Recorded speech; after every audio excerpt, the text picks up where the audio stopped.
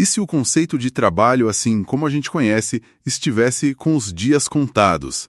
Imagina só, em umas 2 décadas, ter um emprego fosse algo tão opcional quanto, sei lá, praticar um esporte ou cuidar de uma horta. Viraria um hobby.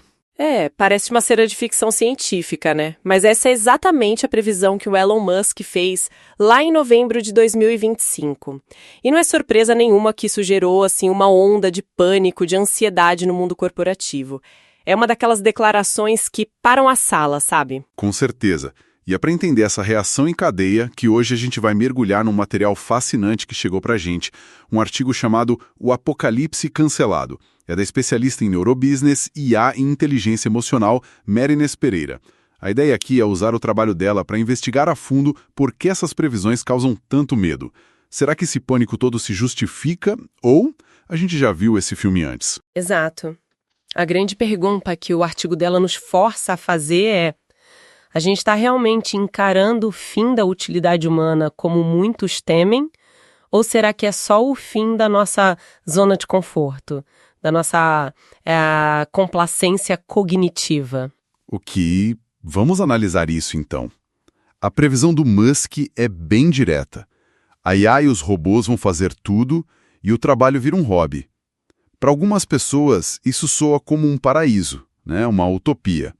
Mas o artigo da Marines aponta que, para a esmagadora maioria dos profissionais, isso tem som de apocalipse. Por que essa diferença tão brutal na percepção?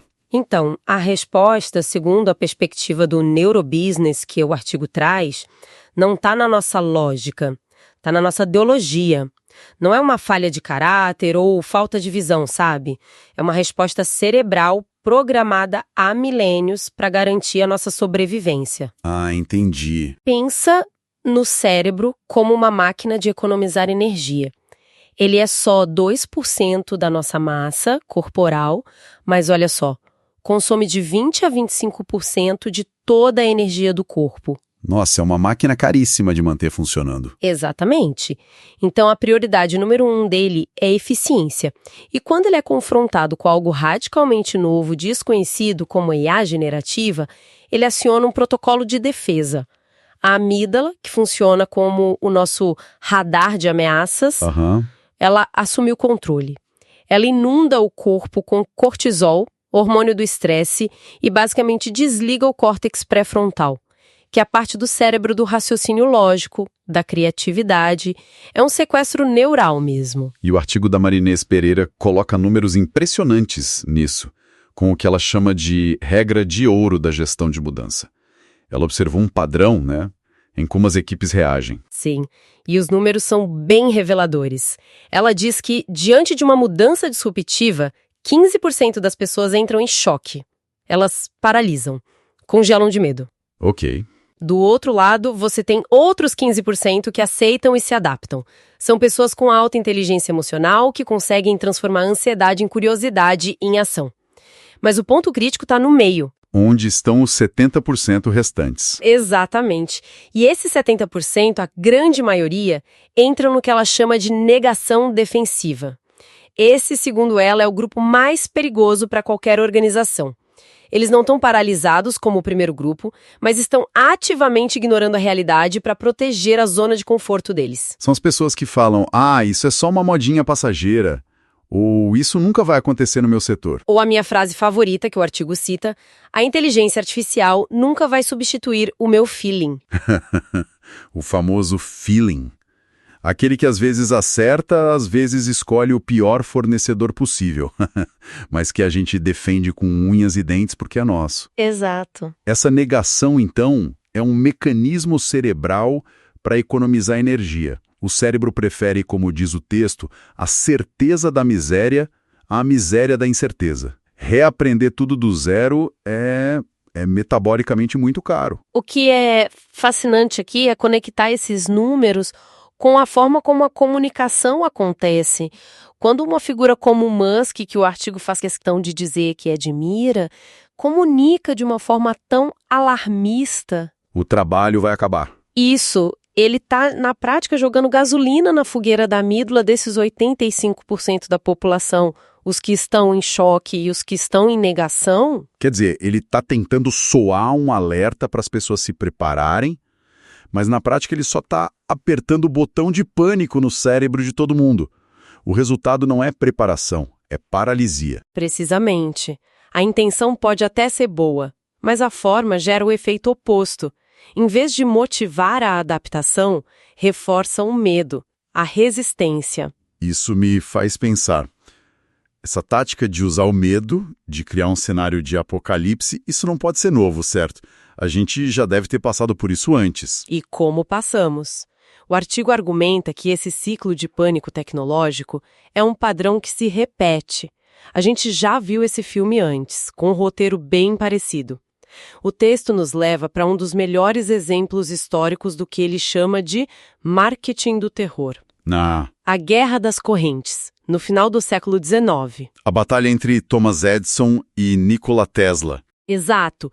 De um lado, você tinha o Thomas Edison, um gênio do marketing, com a corrente contínua dele, a CC. Do outro, Nikola Tesla e George Westinghouse, com a corrente alternada, a CA, que era uma tecnologia muito superior, né? Para transmitir eletricidade a longas distâncias. Edison, vendo o império dele ameaçado, não foi para o debate técnico, ele foi para o pânico. E de uma forma bem cruel, pelo que o artigo descreve. Cruel é pouco. Ele iniciou uma campanha de difamação pública para associar a corrente alternada à morte. O artigo relata que ele pagava crianças para trazerem animais de rua, cães, gatos, e os eletrocutava publicamente usando a corrente do Tesla e do Westinghouse, tudo para provar que ela era letal. Nossa, é uma história brutal. É difícil até de imaginar isso hoje. Uma execução pública de um animal para provar um ponto comercial.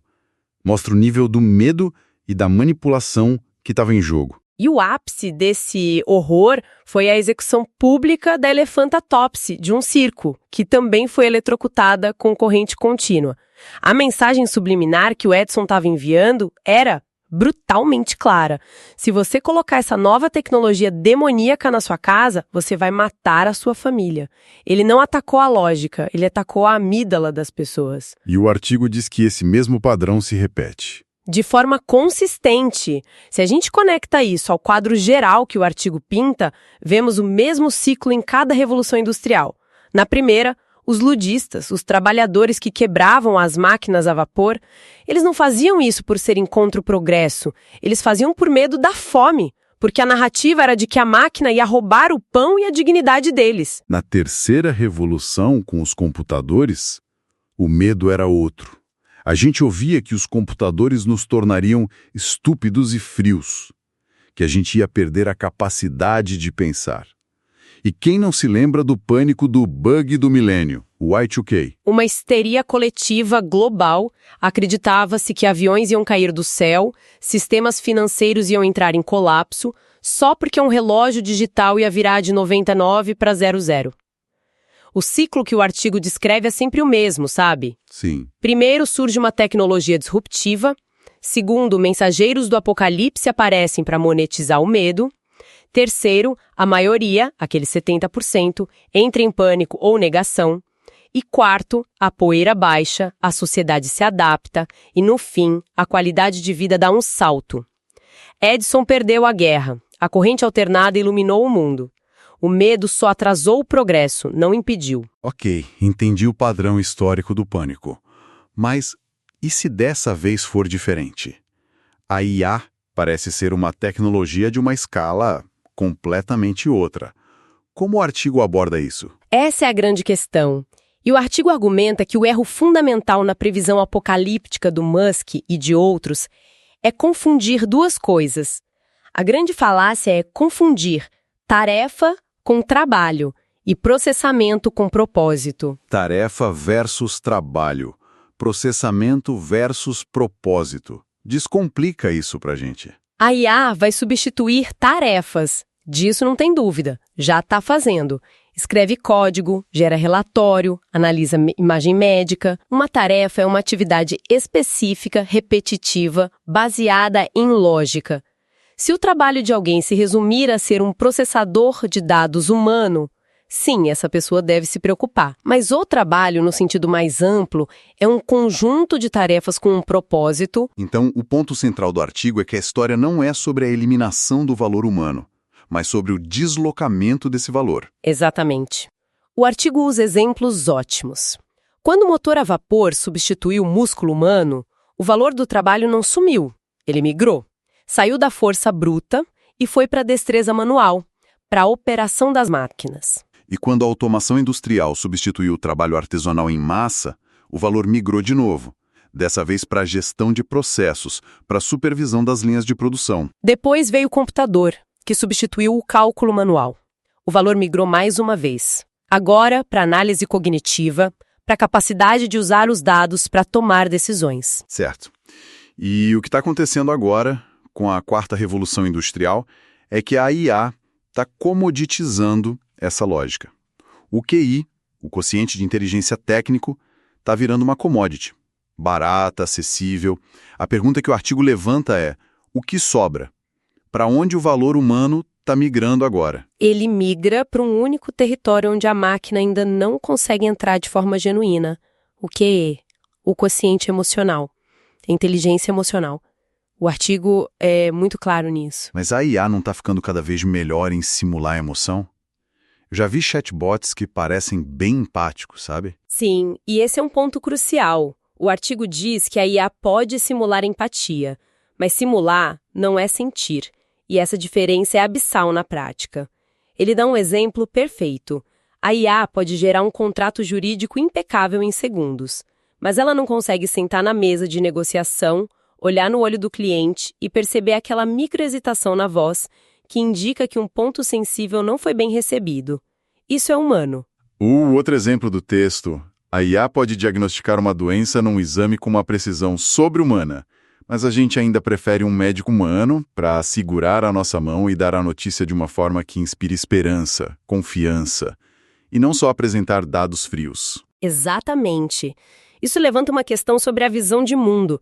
O Musk, como um engenheiro brilhante, tende a ver o mundo como uma série de problemas lógicos a serem resolvidos.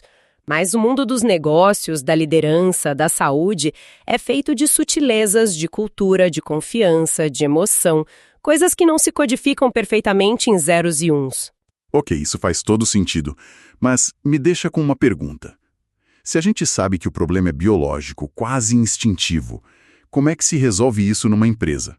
Não dá para chegar e dizer: pessoal, controlem suas amígdalas. Qual é a abordagem prática? Essa é a pergunta de $1 milhão. O artigo argumenta que a resposta não está em dar curso de programação para todo mundo. A resposta está na gestão emocional. Tentar forçar a adoção da IA com pressão, com ameaça de demissão, só aprofunda o estado de alerta da amígdala.